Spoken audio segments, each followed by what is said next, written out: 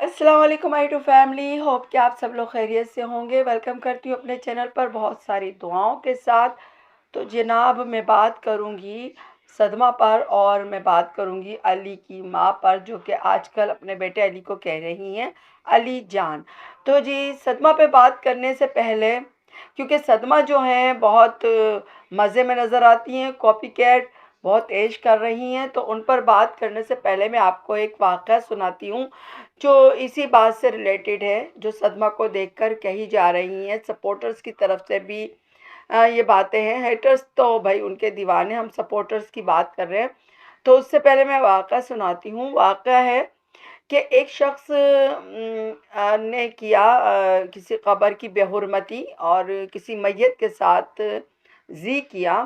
तो ख्वाब में बादशाह को आया कि एक शख्स जो है वो ये काम कर रहा है, और फिर एक बुज़ुर्ग आते हैं और वो कहते हैं कि इस शख्स को अपना मुशीर बना लो। बादशाह बहुत हैरान होता है कि ये आदमी जो है वो गंदा काम कर रहा है और इसको कहा जा रहा है कि इसे मुशीर ख़ास बना लो। उतने में बादशाह की आँख खुल जाती है, और बादशाह जो है वो अभी शचोपंज में होता है, परेशान होता है। तो वो खैर बुला लेता है उस शख्स को और उसे अपना मुशीर ख़ास बना लेता है। पहले तो वो डरता है कि ये लोग मुझे कहाँ लेके जा रहे हैं, लेकिन जब उसे मुशीर ख़ास बनाया जाता है तो वो बहुत खुश हो जाता है कि वाह भाई, वो तो डर रहा था कि मुझे सज़ा मिलेगी, मैंने तो बहुत बड़ा गुनाह किया। यानी उसको पता था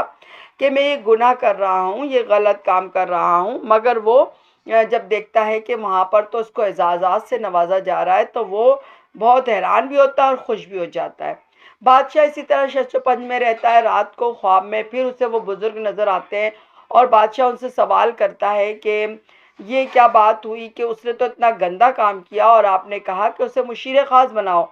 तो बुज़ुर्ग ने कहा, बात ये है कि इसकी ज़िंदगी अभी लंबी है और इसकी पकड़ हो चुकी है। इसको, इसका जो गंदा फ़ेल है वो अल्लाह को इस कदर नापसंदीदा लगा है कि अब इसको अल्लाह मौका ही नहीं देना चाहते कि वो तौबा ताइब करे, अपने गुनाह की माफ़ी मांगे, वो सोचे कि मैंने गलत कारी की है।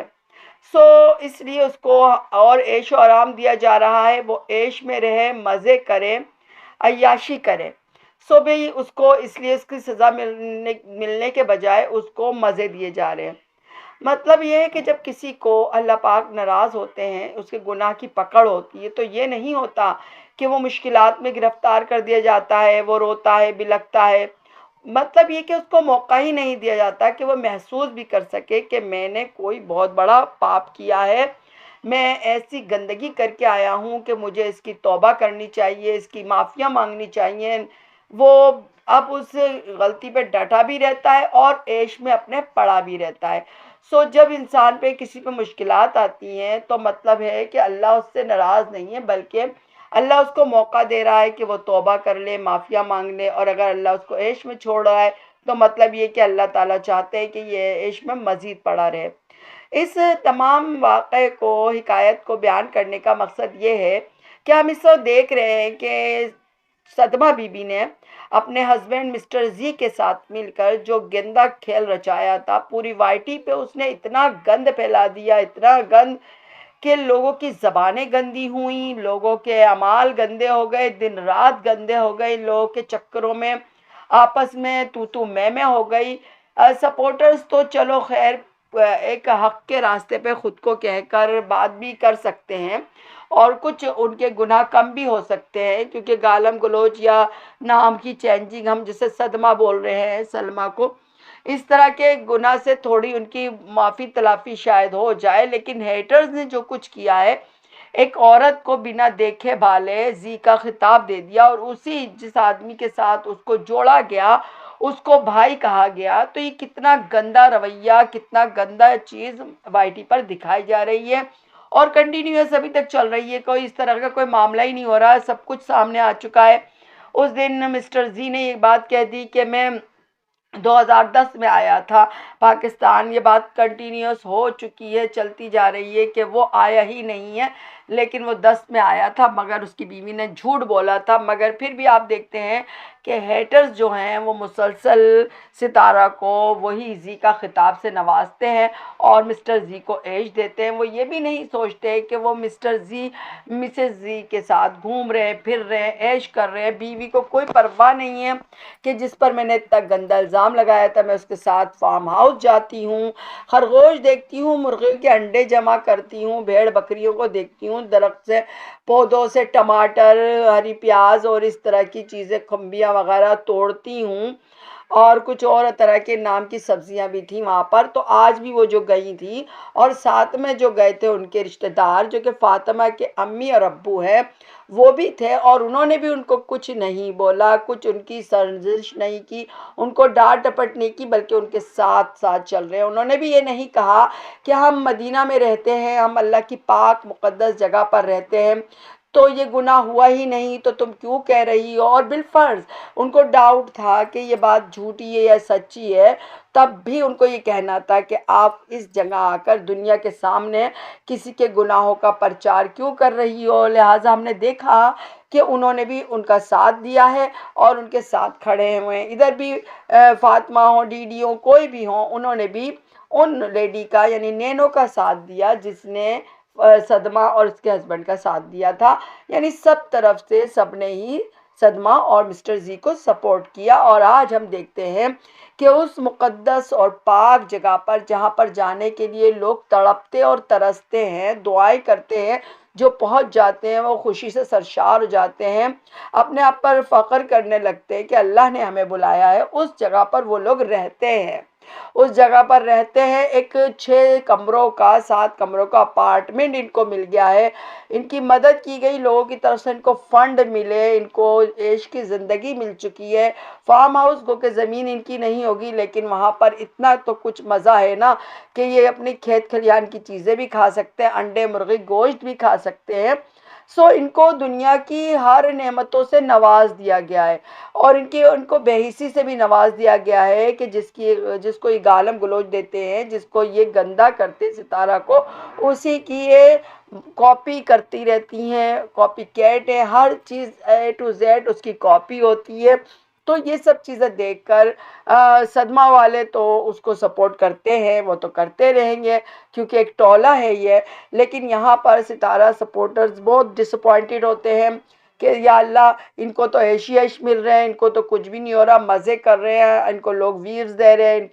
ان کے سبسکرائبرز بڑھ رہے ہیں، ان کے مزے ہو رہے ہیں، یہ کیا ہو رہا ہے؟ ان کو تو نکل جانا چاہیے یہاں سے، ان کا قلع قمع ہو جانا چاہیے۔ اس سلسلے میں ہمیں پتہ ہے کہ سپورٹرز نے کتنی کوششیں کی ہیں کہ اس گندے لوگوں کا خاتمہ ہو، اور کسی نے سمجھانے کی بھی کوشش کی ہے کہ یہ لوگ سیٹ ہو جائیں، اور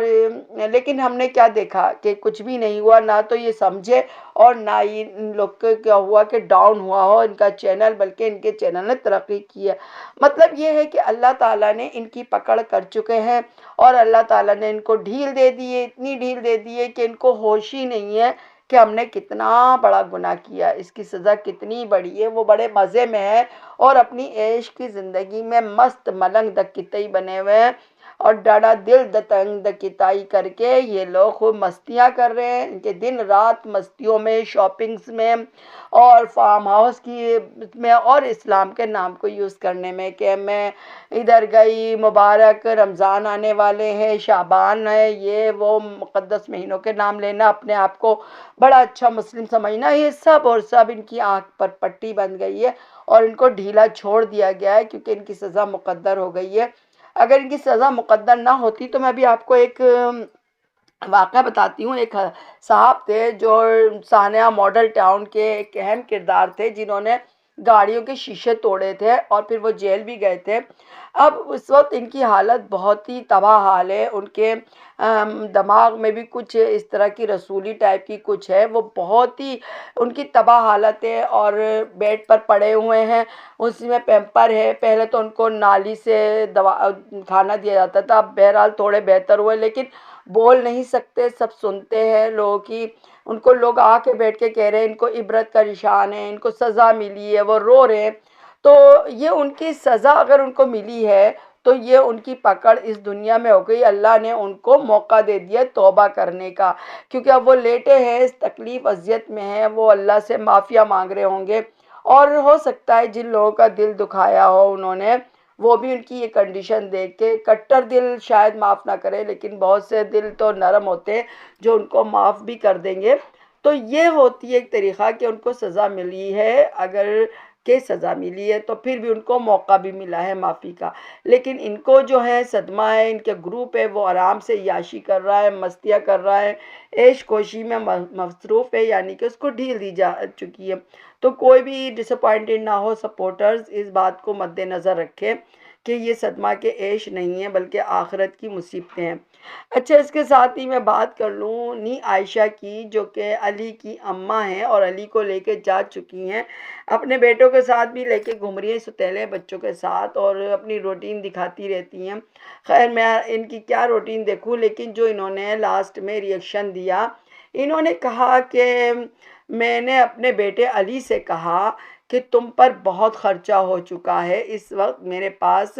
جو میرا خرچے ہوتے تھے اس سے زیادہ ہوا ہے۔ مجھے یہ بات بہت عجیب سی لگی، وہ ایک چھوٹا بچہ ہے، چلو ایک بچہ ٹین ایجر کا بھی ہو تو پھر ہم اس سے یہ بات کہہ سکتے ہیں کہ دیکھو بھائی 14 15 یا 16 سال کا ہو تو ہم اس کو کہہ سکتے ہیں کہ دیکھو تمہارے خرچے بڑھ گئے ہیں اور یہ مجھ پر اتنے خرچے ہو چکے ہیں، تو تم اپنا خیال رکھو اور اپنے اتنی ڈیمانڈ نہ کرو اگر وہ بچے کر رہے ہو۔ لیکن یہ تو چھوٹا بچہ ہے اور میں سمجھتی ہوں شاید کہ یہ ڈیمانڈ کرتا ہو، اس بچے کو یہ بتایا جا رہا ہے، ابھی ابھی لے کر آئی ہیں اس کو، ابھی ابھی چند ہفتے ہوئے ہیں اور اس کو بتانا شروع ہو گئی ہیں کہ بیٹا میرے بہت زیادہ خرچے تم پر ہو چکے ہیں، میں بڑی بچت سے چلتی تھی، میرا بچت ڈاؤن ہو گیا ہے، اور یہ ہے اور وہ ہے۔ وہ بچہ کیا سوچے گا؟ وہ بچہ کہے گا جب میں باپ کے پاس رہتا ہوں تو وہاں پر میں الگ ذلیل و خوار رہتا ہوں، اور رہتا تھا تو چلو پہلے کی بات پھر بھی تھی، اب تو باپ صاحب نے اور اپنا جو حرکتیں دکھائی ہیں وہاں سے اٹھ کے چلے ہی گئے، اور دو چھوٹی بچیاں جو بیمار ہوئی ہیں کچھ اس کی پرواہ نہیں ہے، چاہے کہ ان کی ملی بھگت ہو، لیکن اس وقت بچے ہی سفر کر رہے ہیں۔ تو وہ بچیاں سفر کر رہی ہیں تو اس سے علی نے بھی کیا ہے، تو علی کیا سوچے گا کہ میں جب یہاں آتا ہوں تو نہ صرف مجھے نیچے بھی لٹایا جاتا ہے جیسے ڈی ڈی نے کہا، اور پھر یہاں پر اب مجھے اپنے منہ سے نی عائشہ کہہ رہی ہیں اپنے علی جان سے کہ تم پہ زیادہ خرچے ہو گئے ہیں، اور پھر ساتھ میں عوام سے ایک طرح سے فنڈز کی اپیل کرتی ہیں، ایک طرح سے بھیک مانگتی ہیں۔ میں اسے یہی کہوں گی، کیونکہ یہ کہنا کہ میں اس طرح بچت کرتی تھی، اس طرح بچت کرتی تھی، مجھے فلاں فلاں اس طرح امی دیتی تھی، ابو دیتے تھے، میری بچت کی عادت ہے، میں طریقے سے چلتی ہوں، سلیقے سے چلتی ہوں، میں اپنے بچے کو اچھی زندگی دینا چاہتی ہوں، اچھی تعلیم دینا چاہتی ہوں، اور آپ لوگ کی دعائیں رہیں تو میں اپنے بچے کی بہت اچھے سے پرورش کر پاؤں گی۔ یعنی دعائیں کیا مطلب آپ سمجھ جائیں، دعائیں تو ایک دوسرے کو لوگ دیتے ہیں، تو دعاؤں کا مطلب ہے جی مال دیں گے آپ لوگ، میرے چینل کو گرو کرائیں گے، مجھے فنڈز دیں گے تاکہ میں اپنے بچے کی، اب یہ کیا ہے، یہ کھیلنا ہے لوگوں کے دلوں سے، لوگوں کو جو بیچارے کمزور دل کے ہوتے ہیں، جو لوگ کے سوچتے ہیں کہ بھائی یہ بیچارہ ان کی مدد کرنی چاہیے، وہ ان کی مدد کو آئیں گے کہ بیچاری نی عائشہ ایک طرف تو کیس بھی کر رہی ہے، اس میں بھی پیسے اس کے جانے ہیں، تو دوسری طرف اپنے بچے کو یہ ہاسٹل میں بھی پڑھائے گی اور گھر میں بھی رکھے گی تو دیکھے گی، اور بھائی اس کے ہسبینڈ سیکنڈ ہسبینڈ کی تو وہ ذمہ داری ہی نہیں ہے، اور وہ جو ہے ڈی ڈی ہے وہ تو بس زندہ مردہ طرح کا ہے۔ ہاں، کیونکہ میں نے اس کو بھی دیکھا ہے کہ وہ وہاں پر اپنی بیگم کے ساتھ تھا۔ ایک دفعہ تو یہ سنا میں نے کہ اس کی بیگم کہہ رہی تھی ایک کتی کو، مطلب کتے جا رہے تھے ان کو دیکھ کے کہ یہ ڈی ڈی کی گرل فرینڈ ہے، تو آج میں نے دیکھا کہ دو کتے لڑ رہے تھے تو کہا یہ سنیا کی بوائے فرینڈ ہے اور دوسرا میرا دوست ہے، تو بھائی شروع ہو چکے ہیں ایک دوسرے پر حملے۔ تو بڑی ان کی محبت کی کہانی جلدی انجام پذیر ہوتا، سب دیکھیں گے، لیکن یہاں پر ان کا اس بہانے سے ان کا کھاتہ کھل چکا ہے فنڈز کا، اب یہ مانگ تانگ شروع کر چکی ہیں، بھائی سب خوب کمائیں گے، ہر ایک کمائے گا، ہر ایک مزے اڑائے گا، ہر ایک کے سبسکرائبر بھی بڑھیں گے اور ویوز بھی بڑھیں گے، بھائی سب نے سمپتی لینی ہے، سب مصیبت کے مارے، یہاں پر کوئی بھی بھائی بس کیا کہوں۔ تو لیکن میرا وہی ایک بات ہے کہ کوئی بھی ان کو دیکھ کر یہ نہیں سوچے کہ بھائی یہ لوگ جو ہیں وہ بیچارے جو ہیں بہت عیش میں ہیں اور بہت مزے کر رہے ہیں، لیکن ہاں ایک بات تو ضرور ہے، یہ معاشرے کو ایک غلط رواج دے رہے ہیں، معاشرے کو غلط سوچ دے رہے ہیں کہ آپ جو بھی کر لو، ہر گند پھیلا لو، کوئی اسلام کا نام لے کے گند پھیلائے کہ اسلام میں تو سیکنڈ تھرڈ فورتھ شادی جائز ہے، تو میں نے تو کوئی گناہ نہیں کیا، کوئی اس طرح سے کہ پیچھے آپ کی بیوی رو رہی ہے، آپ کو ہوش نہیں ہے، بچے بیمار ہیں، آپ کو ہوش نہیں ہے، ایک تو اور ایک طرف یہ کہا جائے کہ میرا ہسبینڈ نے چلا گیا اور میں بیچاری ہوں اور میرے بچے جو ہیں وہ مشکل میں رو پیٹ رہے ہیں، تو ان کا بھی کھاتا ہو چل رہا ہے، تو دوسری طرف نی عائشہ ہے وہ بھی کہہ رہی ہیں، جبکہ وہ خود چھوڑ کے بچے کو گئی تھی، لیکن وہ بھی بیچاری بہت مشکل میں پھنس گئی، اور صدمہ، اور اس کی تو کیا ہی بات کی جائے، نینو وغیرہ، شاہ رخ اور مسٹر زی کے گینگ کی، تو وہ تو بالکل ہی